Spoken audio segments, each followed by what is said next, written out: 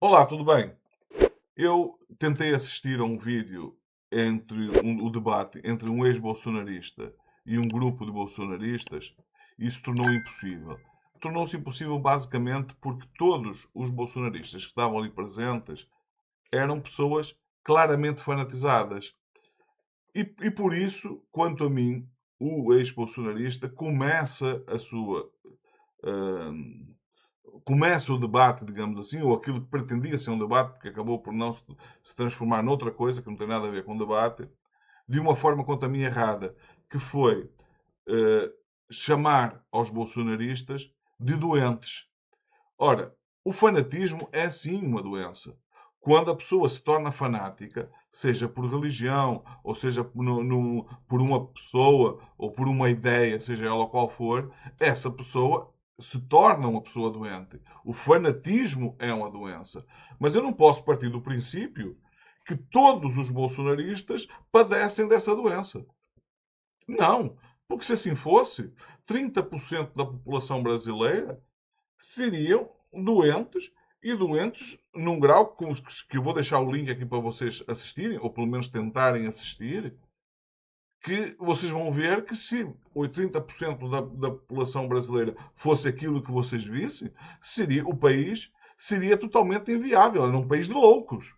30% da população com esse nível de fanatismo é uma coisa de facto doentia. Então eu acho que ele aí começou o debate de forma errada. Mas tudo o resto ele acaba por ficar comprovado logo no primeiro, no máximo no segundo debate, que foi só até aí que eu consegui, e nem consegui assistir o segundo debate até ao fim, porque claramente não era um debate. O ex-bolsonarista fazia a sua afirmação, o bolsonarista vinha contestar, contestava, e quando chegava a vez do ex-bolsonarista falar, ele simplesmente garantia que nada do que ele dissesse fosse ouvido. Nem que para isso tivesse, de uma forma fanática, cobrando ele uma resposta, mas com a cobrança sistemática, de forma a garantir que ele não conseguisse sequer abrir a boca para dizer fosse o que fosse. Isso ficou evidente o debate todo, ou melhor, aquilo que era para ser um debate o tempo todo. Eu vou deixar aqui o link, como disse, para vocês assistirem. Assistam, mas antes de assistir, assistam aquilo que eu vou dizer neste vídeo, porque considero que é importante que vocês vejam o meu ponto de vista, como é evidente, senão não estaria a gravar este vídeo, mas que vocês assistam o meu vídeo e depois vão lá assistir para comprovar, inclusive para comprovar tudo aquilo que eu estou a dizer. Eu vou deixar lá o link para vocês fazerem isso. Eu não vou apresentar aqui o vídeo, não gosto de fazer isso, não vou fazer isso, mas vou deixar o link para vocês fazerem. Então é assim: quando uma pessoa não se dá conta do nível de irracionalidade que atingiu e começa a defender coisas com nenhuma ligação à realidade e na cabeça dela só aquilo é realidade, tudo o resto, tudo o que se diga em contrário é falso, essa pessoa é tão doente quanto é, por exemplo, um doente químico. Da mesma forma que a pessoa, o dependente químico, não consegue viver sem a droga porque o seu corpo fica a pedir o tempo todo aquela dose de droga, da mesma forma, o fanático só consegue se alimentar daquele remédio que no caso é um veneno, ele não sabe que é um veneno, da mesma forma que o drogado. Bom, o drogado sabe que o que está a tomar é uma droga e que uma droga que em algum momento o vai levar inclusivamente à morte, mas não consegue se libertar dela. No caso do fanático, não. O fanático nem sequer tem noção de que aquilo que ele está a tomar é um veneno e que um veneno que vai fazer mal não só a ele, mas vai fazer um mal à sociedade como um todo. Porque aqueles fanáticos são fanáticos que votam e votam segundo o seu fanatismo. E ao fazê-lo, eles colocam no Parlamento pessoas que vão defender tudo aquilo que ele acredita como sendo realidade, ainda que não seja. eu conheço isso muito de perto, porque eu conheço uma pessoa, como disse, muito de perto, que era um bolsonarista. É claro, ficou evidente para mim, logo na primeira hora, que não era fanático. Mas, como só se informava também dentro da bolha, ele acreditava naquilo em que ele ouvia falar. Tudo à volta dele, a família, os amigos, todos eles acreditavam naquilo. Então, ele era aquela fonte de informação que ele tinha. Com base nessa fonte de informação, ele se transformou no defensor do bolsonarismo. Mas claramente não por fanatismo, mas por ignorância, porque na cabeça dele a realidade era aquela. Quando eu tenho a oportunidade de falar com ele e ouvir o que ele dizia e depois apresentar a ele, olha, aquilo que você está a dizer não é verdade, não foi assim que aconteceu. E depois, como ele não era fanático, ele não me virava as costas, como faz o bolsonarista. O bolsonarista fanático, quando você tenta argumentar e mostrar que ele está errado, ele reage sempre mal. Ou se afastando, não querendo ouvir aquilo que você tem para dizer, ou não permitindo que você fale, como aconteceu neste debate. Este debate, o ex-bolsonarista tenta falar o tempo todo e não lhe é permitido dizer seja o que for. Porque é esta forma de atuar do bolsonarismo levado por essas sim, aquelas pessoas sim, são pessoas doentes. São pessoas que precisam de tratamento. Porque elas não conseguem perceber que elas padecem da doença do fanatismo. Não posso dizer que aquele é o padrão de todo o brasileiro e nem sequer da maioria dos brasileiros, que defende o bolsonarismo. Então, essa pessoa, quando ela fazia certas afirmações, eu vou-vos dar um exemplo. Eu não posso me recordar se esse foi um dos assuntos, mas houve situações desse género. O Lula tem uma afirmação com a qual eu não posso concordar. O Lula afirmou, e eu vi um vídeo que prova que o Lula afirmou, que as pessoas roubavam celular para beber cerveja. E tratando isso como sendo uma coisa natural. Eu não posso aceitar uma coisa dessas. Aí eu pergunto a ele, mas eu conheço o vídeo que você viu. Só que esse vídeo que você viu é um corte. O vídeo real você vai assistir agora. Então começo por mostrar o vídeo que ele assistiu. Foi este vídeo que você assistiu, não foi? Foi. Está aí. O Lula disse isso. Tá. Agora você vai ouvir o vídeo na íntegra, onde está a parte em que ele fala dos celulares e a parte em que ele fala da cerveja. E aí ele se depara com a seguinte situação. Num dado momento, o Lula fala da questão dos roubos de celular de uma forma crítica, que é um problema e que é um problema que é preciso atacar. Num outro momento, ele fala de dois amigos, por exemplo, usa um exemplo, de amigos que se juntam no estádio, cada um a torcer por um clube, cada um ali naquela altura com aquele fanatismo, e aqui um fanatismo entre aspas, da defesa do seu clube, muitas vezes discutindo de formas, às vezes até acalorada demais entre si, mesmo sendo amigos, mas acabou o jogo, eles se juntam para tomar a sua cervejinha. Quando ele vê isso, eu disse, realmente isto não tem nada a ver com aquilo que eu acreditei. Mas depois ele cita outros exemplos. E eu, mais uma vez, lhe mostrei que aquilo não era verdade. Uma das coisas, por exemplo, é aquela coisa que toda a gente ouviu falar do kit gay. Daquela coisa, por exemplo, das apostilas que supostamente estavam sendo entregues nas escolas para aquilo que deveria ser, que era tratado como educação sexual, só que era uma coisa realmente que, se fosse verdade, seria um escândalo. Eu disse a ele, mas essas apostilas nunca existiram. Foram, foram os bolsonaristas que criaram essa apostila para fazer crer aos bolsonaristas que isso estava sendo feito. E mostrei a ele uma série de artigos, uma série de provas de que aquilo nunca existiu.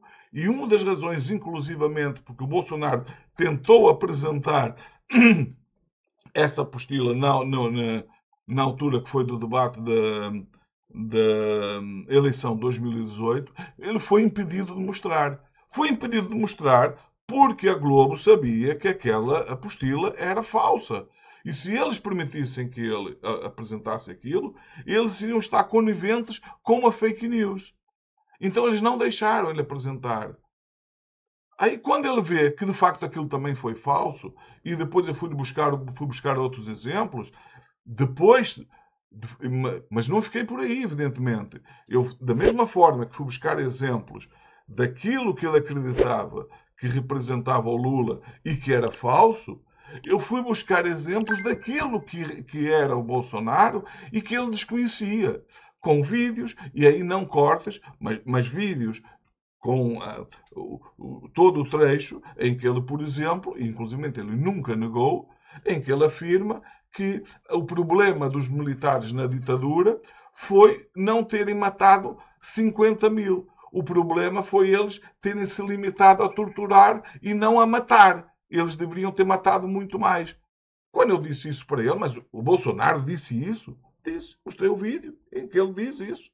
E ele nunca negou. Reparem, se aquilo fosse mentira, se aquele vídeo fosse mentira, se fosse um corte, que não era, foi inclusivamente uma entrevista dada em direto. Aquilo foi um corte tirado, foi um corte nesse sentido, num trecho da entrevista, que foi dada à altura em direto.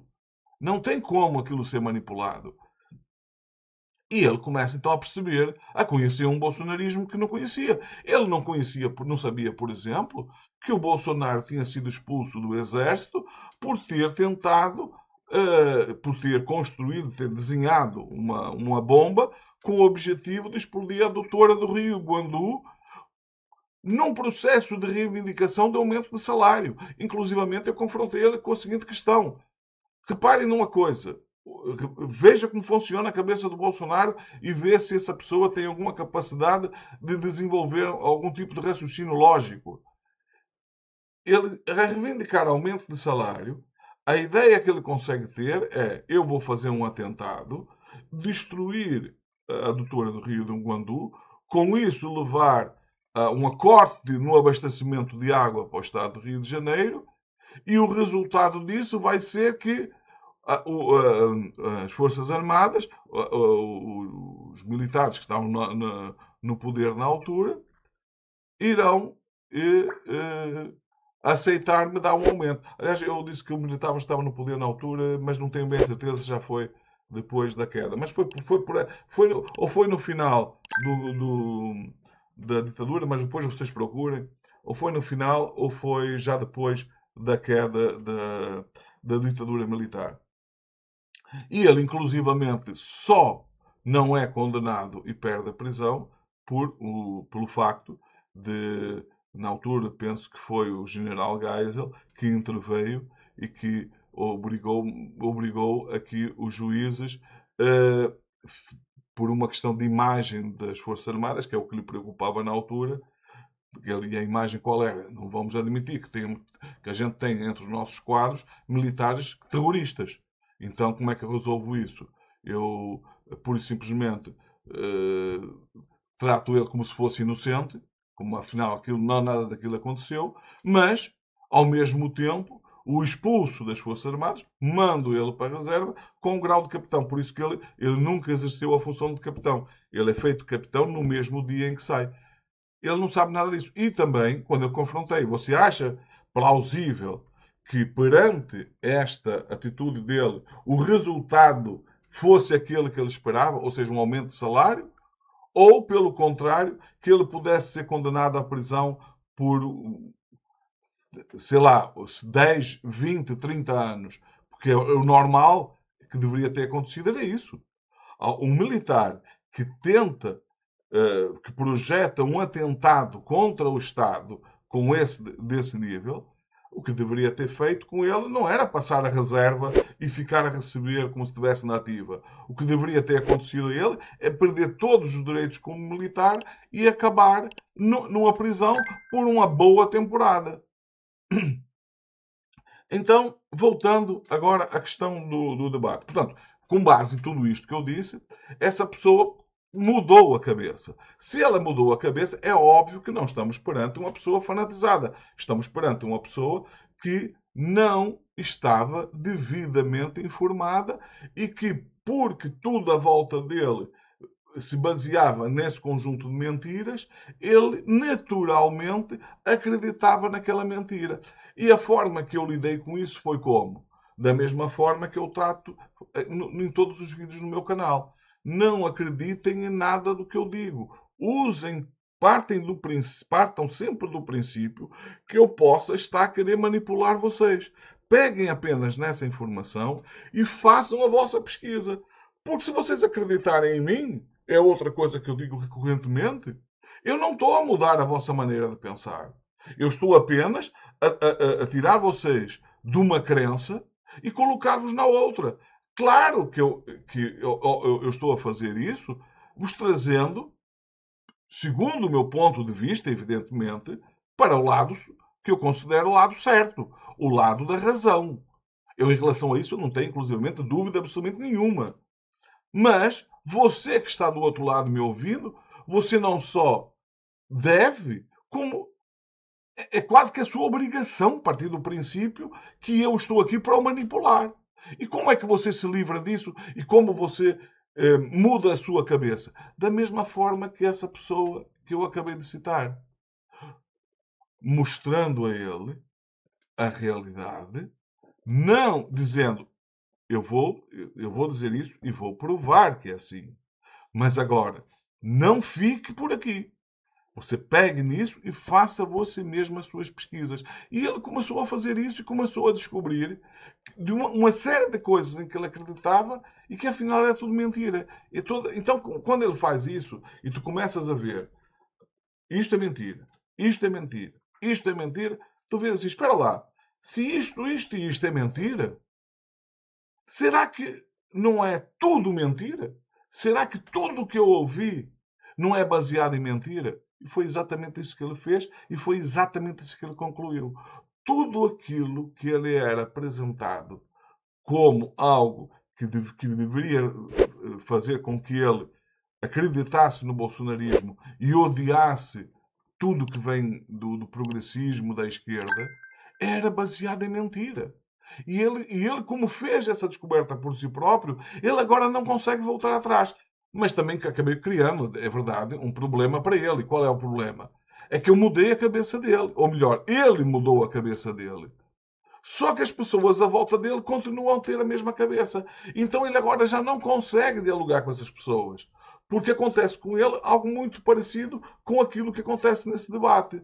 É que as pessoas fazem afirmações que ele agora sabe que são falsas, e quando ele tenta argumentar e mostrar que essas afirmações são falsas, a pessoa ou lhe vira as costas ou simplesmente não a deixa falar. E isso é uma coisa que evidentemente incomoda as pessoas. Ninguém consegue se sentir bem quando percebe que numa conversa que deveria ser um debate racional entre pessoas que ouvem, que falam e ouvem, elas não só ouvem, mas o outro lado também se deixa ouvir, em que elas percebem que isso não é possível. Porque o outro lado não está disposto a saber o que é que você pensa e o que é que você posta. O outro lado está disposto, inclusivamente, a ir para cima de você, inclusivamente de forma violenta. Vocês vão ver nesse debate, quando vocês forem lá, que há momentos de ameaça direta ao ex-bolsonarista. Ameaça de agressão ao ex-bolsonarista. Eu não sei se eles chegaram a vias de facto ou não, porque, como eu disse, eu não assisti o debate até ao fim, eu não consegui. Agora, vi o suficiente para perceber que aquele risco era real. Aquilo estava em vias de acontecer. Dito isto, você me pergunta, tá, e é possível fazer-se um debate desse género que funcione? A resposta curta é não. Não é possível. E não é possível por o simples facto de que esse será sempre o comportamento bolsonarista. Mas há uma forma de o debate poder não funcionar para, para ali, para aquele local, naquele local, mas funcionar fora dele. De que forma? Que é a forma que eu imaginei e que poderia ser feito. As regras vão ser o seguinte. Nós temos que garantir que ambos os lados tenham tempo e para expor as suas posições. Ora, não sendo possível fazer isso num debate normal, nós vamos garantir tecnicamente que isso seja possível. Então vamos isolar os dois grupos. De um lado vai ficar o grupo de uma pessoa, nesse caso, que é o ex-bolsonarista, e do outro lado vão ficar todos os bolsonaristas. O ex-bolsonarista faz a sua afirmação, o ex-bolsonarista vem, senta-se na cadeira e fala aquilo que entender sobre aquela afirmação. Falou, tal, cortou o microfone, cortou a fala, ficou no silêncio absoluto. Eles podem até continuar a falar entre eles de forma a garantir que ninguém ouve o que o outro lado vai dizer. Só que quem está a assistir vai poder ouvir o argumento. O outro, o ex-bolsonarista agora, assume a palavra, vai falar tranquilamente, porque o microfone está cortado, aquele discurso não vai chegar a ele, então ele vai ter a oportunidade de falar, defender aquilo tudo que tem. Defendeu, tal, cortou o microfone dele, agora fala você. Ora bom, muito provavelmente o que irá acontecer é que quando chegar a vez do bolsonarista voltar a falar, ele não faz a menor ideia do que o outro falou. Porque ele não tem interesse em ouvir o que o outro falou.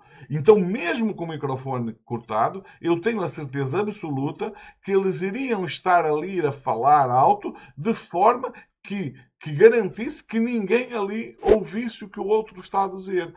Porque o fanatismo deles é quase como quem vê aquela pessoa ali como uma pessoa possuída.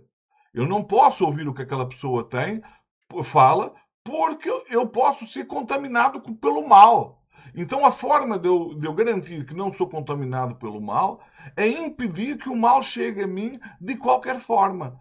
Isto é fanatismo. É isto que eles não se dão conta que eles padecem dessa doença do fanatismo. Aí, o que é que eu estou convencido que iria acontecer? É que, basicamente, quando eles vissem que não iam conseguir fazer atuar da forma que atuaram que era para ser um debate, eles simplesmente se levantariam e iriam embora. Não tenho disso dúvida absolutamente nenhuma. Aí você, bom, mas aí o resultado ia ser o mesmo, o debate acabava. Não necessariamente, porque há uma coisa que poderia ser feita previamente que iria permitir que o debate prosseguisse noutros termos. Como?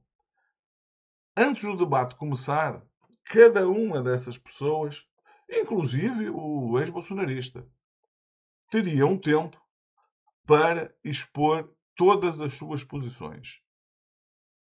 Com base nisso, se isso acontecesse, e eu tenho quase a certeza que iria acontecer, pronto, ora bem, o debate não vai poder continuar com bolsonaristas, porque todos eles abandonaram o espaço, só que as pessoas que estão do outro lado têm o direito de conhecer como pensa o bolsonarista e como pensa o ex-bolsonarista.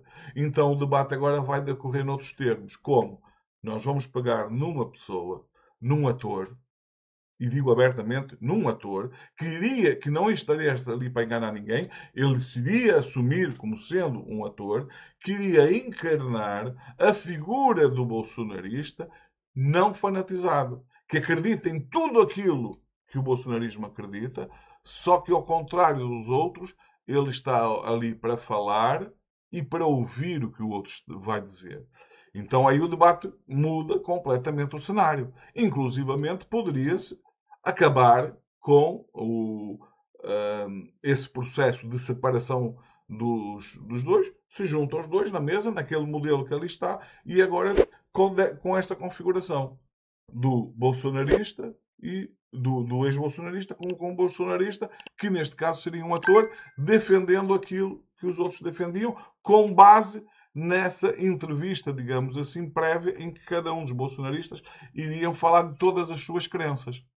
Então ele pegaria nessa crença, que fazia-se, digamos assim, um guião que ele iria seguir, assumindo aquele papel do bolsonarista, e o outro, o ex-bolsonarista, sem fazer a mínima ideia do que o outro ia falar, porque ele não deveria ter acesso ao, não poderia ter acesso ao guião, evidentemente, senão seria um jogo de cartas marcadas. Então ele, agora, ok, ele faz a afirmação e livremente. Com isso, o que é que iria acontecer?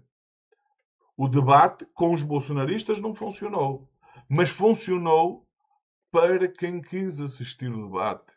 E ia a funcionar, inclusive, de uma forma ainda mais eficiente. Porque as pessoas que iriam assistir aquilo iriam não só ter acesso às entrevistas que mostra, que me queria mostrar que aquele ator estava a encarnar aquilo que aquelas pessoas defendiam. Isso também é importante que ficasse claro. Nós, ok, esta pessoa fez o papel de ator, mas o papel que ela fez representa este pensamento. Então colocava as pessoas, dava às pessoas a possibilidade de assistir ao pensamento de cada uma daquelas pessoas presentes. Ele encarnou, diz assim, ok, então temos aqui duas situações. Temos de facto um grupo de fanáticos que não querem ouvir, seja em que condição for, mas agora nós sabemos como eles pensam. E agora temos aqui a resposta sobre, em relação a tudo aquilo que eles pensam, e eu agora, bolsonarista ou não, tenho condições de fazer o meu próprio juízo do que é o bolsonarismo. Vocês estão a entender? Isto eu acho que funcionaria. É a única forma que eu vejo disso funcionar. Claro, foi bom ter feito isso? Foi. Agora, espero que as pessoas que têm esse canal, que fazem esse tipo de debates, que seria bom que elas, por exemplo, tivessem acesso a este vídeo com esta opinião, para elas pensar se isto que eu estou a sugerir se faz sentido para elas. E se elas concluírem que faz sentido, eu estou convencido que seria possível promover um outro debate exatamente nos mesmos termos, só que dessa forma, em que as pessoas passassem por todo esse processo e fosse garantido a quem assiste o canal toda a informação, acesso a toda a informação. O que pensa o bolsonarismo, com base em que verdades, em que realidades eles construíram as suas crenças e qual a verdade daqueles que em algum momento acreditaram no bolsonarismo e que hoje não acreditam mais e que não acreditam mais porque se recusaram a dada altura a aceitar aquilo como verdade absoluta e foram atrás de comprovar primeiro as suas crenças. E ao fazerem isso, foi o caso deste ex-bolsonarista, ele descobriu que toda a crença dele baseava-se em mentira. E aí ele muda completamente, como é possível perceber-se pelo debate. Bom, neste vídeo ficam por aqui. Fiquem bem. Vemos no próximo vídeo.